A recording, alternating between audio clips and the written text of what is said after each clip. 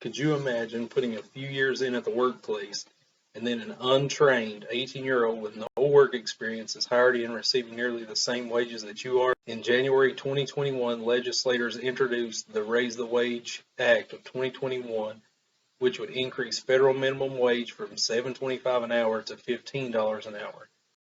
If passed, the act would be the first increase in more than a decade, the longest stretch since 1938 when minimum wage was 25 cents. Raising minimum wage to $15 is disadvantageous to everyone, ranging from trained, educated workers to small businesses. Raising minimum wage this much is a bad idea. The increase would negatively affect everyone from the worker performing jobs and services to the person paying for the services. My goal here is to get the wheels turning and bring to light all the negative things that would arise with a minimum wage increase. Raising minimum wage to $15 an hour will negatively impact the whole workforce, especially those that are already working at a pay scale above minimum wage.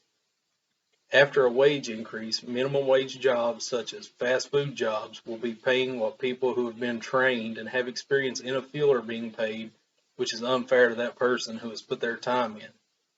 I've personally experienced this at the institution in which I work. All the other pay scales stayed the same, and I've seen many workers leave due to the wage decisions that were made. This has resulted in labor shortages in the institution, which has forced the company to offer referral bonuses and other incentives to try to bring skilled trade workers back in that were forced out due to their actions in raising the wages. This minimum wage increase will also negatively affect small businesses in a big way. A minimum wage increase to $15 per hour would significantly disrupt many small businesses, harming small employers who could see a significant increase in their labor costs and a doubling of their entry-level position costs, according to an article that was written by William Dunkelberg entitled $15 Federal Minimum Wage Attacks on Small Businesses. If a small restaurant has 10 full-time employees that make $10 an hour, a $5 an hour wage increase would cost the employer an extra $104,000 a year. Most small businesses can't afford this extra cost, which could potentially bankrupt them and force them to go under. This wage increase would take out the remaining businesses that amazingly survived during the pandemic. If these businesses were able to stay afloat, they may be forced to lay workers off to save money to keep them from ceasing operations. The goal of raising minimum wage is to help low-income families, however, it doesn't.